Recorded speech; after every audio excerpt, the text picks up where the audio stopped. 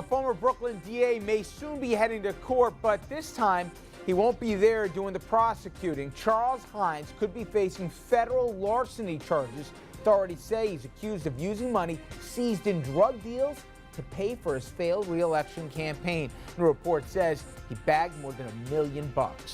And the Working Families Party throws its support behind Governor Andrew Cuomo after turning its back on a third-party candidate, Zephyr Teachout. Love the name. She says it's not over, though, and still ready to campaign against the governor. Tonight, she speaks out to RFL about the race and why she's not thrown in the towel. Plus, we will head overseas to eastern Ukraine, where violence between Ukrainian troops and pro-Russian insurgents continues today on the kickoff to his European tour.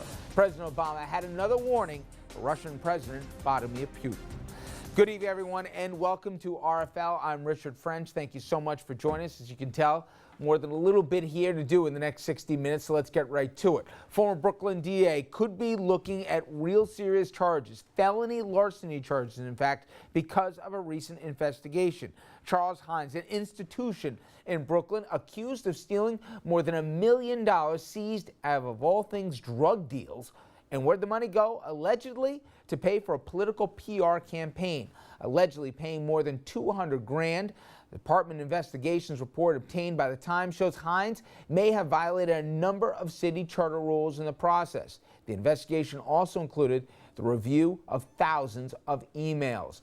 Times went on to report here that Mr. Hynes' emails, quote, paint a picture of a man who, after 24 years in office, used staff members, colleagues, and whatever resources he could tap to help shape what was an ultimately unsuccessful campaign against Kenneth P. Thompson.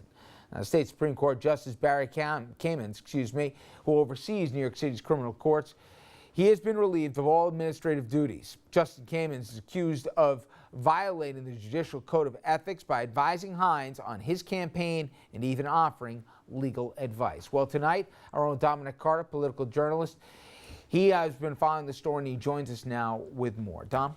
Well, Richard, tonight, Charles Hynes, who has only been out of office as district attorney in Brooklyn for 6 months, finds himself in the hot seat. Within the hour, we spoke with Ozzy Pabera, a City Hall reporter for Capital New York. Ozzy, explosive allegation. Explain what is going on here. So Charles Hynes, the former Brooklyn district attorney, when he left office, the New York City Department of Investigation went through his official emails, and what they found, like you said, are explosive. Apparently, he was using money seized from criminals and possibly drug offenders, drug dealers, to pay for a political consultant to help him on his re-election campaign that he ended up losing. So you have money seized from the forfeiture fund going to a political consultant that was supposed to be doing work to help the office, and it actually was helping the sitting district attorney with his campaign. There are also allegations that a sitting judge was helping the Brooklyn district attorney and giving him political advice about how to campaign against Ken Thompson, the ultimate winner in that race. Well, Ozzy, a sitting judge, as you just mentioned, that particular judge has been relieved of all administrative duties. This judge was apparently, as you just mentioned, advising Hynes on his re-election bid. So are you telling us tonight, Ozzy, that the district attorney himself, even though he lost the election, could be looking at a criminal investigation? Yes. The report from the New York City Department of Investigation was forwarded to state officials for further inquiry, and there could be criminal charges.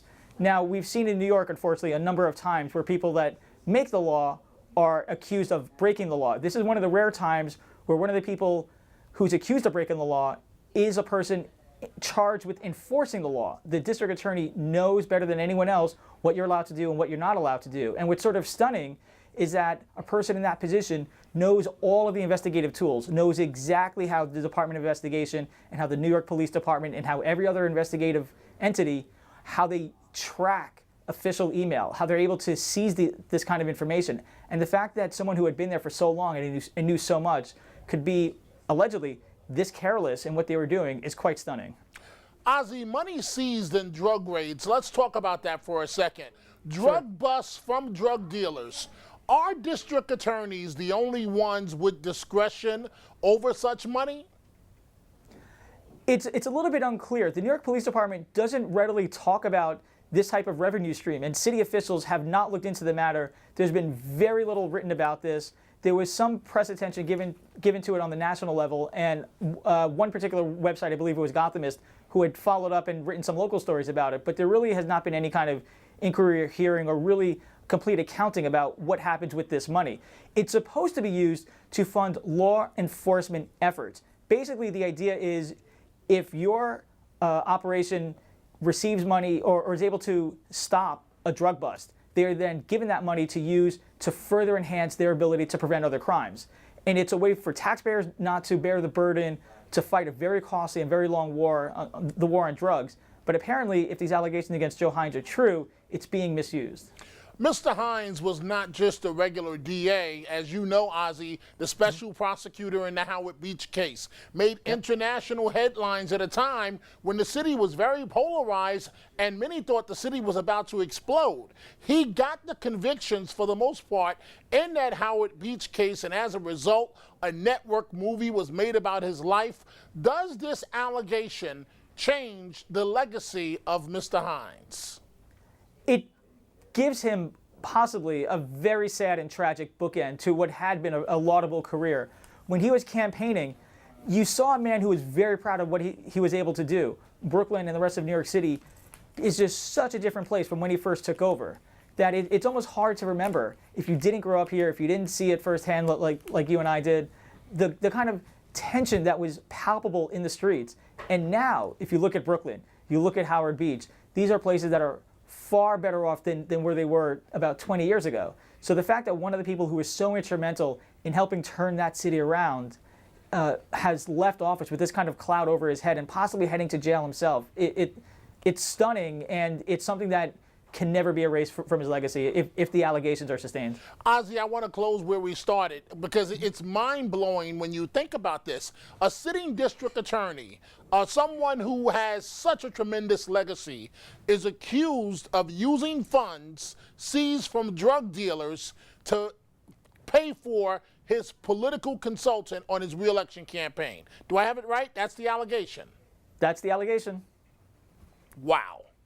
Thank you very much, Ozzy, for joining us tonight. Thanks for having me.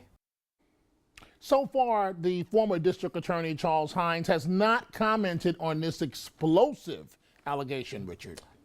You know, you hit on it with Ozzy, Dom, but for me, you used to be able to know of the 5 boroughs, the DAs. Well, you used to be able to, Morgenthau was one, right? And then there was Hynes. I mean, you can't exaggerate how influential. I mean, people forget the Bensonhursts and the Howard Beach, just how on edge some of these areas were.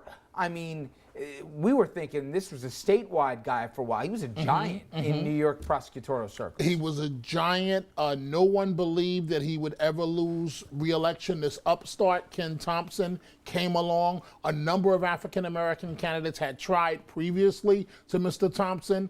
Mr. Thompson won the Democratic primary. Mr. Hynes didn't give it up. He tried to run on the Republican line, but of course, a Democratic city, it wasn't good. But this is awful. I don't know how he gets around this. And nobody, if they tell you they saw this coming, they're full of it. Nobody could have attached these kind of allegations, at least, to this guy. All right, let's bring in the rest of the panel. In addition to Dominic, we're joined by T.J. McCormick, Republican strategist, never dull, and Andrew Whitman, our senior political correspondent. And Andrew, you know, listen, I don't want to lump it in with other people because there's some really serious charges, but you always see, it seems, when there is a longtime public servant who doesn't want to leave, and at the end, it's never pretty. Sometimes the endings, if there's an ugly final election or a campaign, there's a feeling almost, we've seen it in some races we've covered where they're like, time out. I've given 20, 30, whatever the number of years is.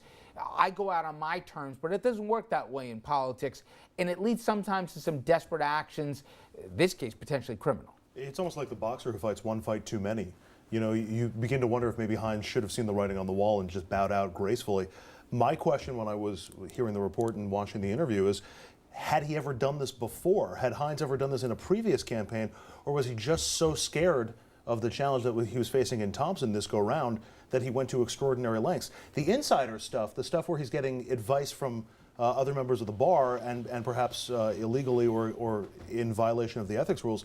That, I guess, is I would suspect it's the kind of stuff that happens a lot, that you get sort of, under the table advice see what surprised from me people about who that? shouldn't give it to you. Why would the DA need political advice from a judge? I mean, I understand judges aren't just judges. They also play the game and stuff, but Well, he hadn't Hynes faced a needs challenge. political advice from this guy? He hadn't faced a challenge like this before. You know what's interesting about all this, and full disclosure, I've been friends with Mr. Hynes for almost 30 years. So you become almost intertwined. The judges, frankly, the reporters, the district attorney, and you all become friends. And all of a sudden you start asking each other, this is what happens in the real world. You start asking each other for advice, how should I handle this? But think about this. A prosecutor, the district attorney himself, asking a sitting judge, a chief judge, for political advice. It just doesn't add up. You know what also is, we forget in the backdrop, there was headlines before even the election because a lot of cases that were made in his office.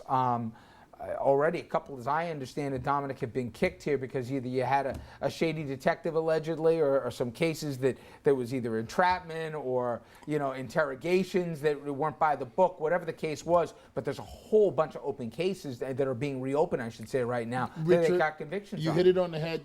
This is one big hot mess. You have a situation where now, unfortunately, the district attorney, not an ADA, the district attorney himself has no credibility. And a number of his convictions and murder convictions were already overturned because of the work of alleged a corrupt cop. But now the credibility of the district attorney himself is on the line. And again, when we're talking about the DA, when we're talking about the head of, in fact, the prosecutorial office of Kings County, huge, right? You can't claim ignorance. There's one job where you can claim you don't know the law. Of course you do. Okay, TJ, keep it down, all right? Coming up next, everybody, we will head to the Ukraine, where fighting between Ukrainian troops and pro-Russian insurgents, it continues. And the president, our president, makes a push to get more U.S. troops on the ground in Europe. Is this the right move? Well, good friend to the program, Matthew Schmidt, a national security and political science professor, he joins our discussion right after the break.